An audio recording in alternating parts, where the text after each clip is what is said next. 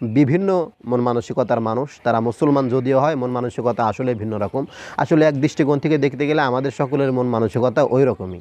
এখন যদি আপনি মনে করেন দাড়ি আর টুপি রাখলে আমরা জঙ্গিবাদী, এটা আপনি মনে করলেন দাড়ি টুপি আছে সে জঙ্গিবাদী, লা ইলাহা ইল্লাল্লাহ মুহাম্মাদুর রাসূলুল্লাহ এই কালিমার প্রচার করে সে তালেবান, এরপরে সুন্দরভাবে আরবি লেখে, আরবি লেখাকে রাস্তার মধ্যে প্রচার করতে চায়, ক্যালিগ্রাফি করে, সেটাকে যদি আপনি আফগানিস্তান বানাই দেন, তাহলে আফগানিস্তান বানাইলেন, জঙ্গি বানাইলেন, এরপরে বানাই দিলেন তালেবান, সব কিছু বানাই দিলেন।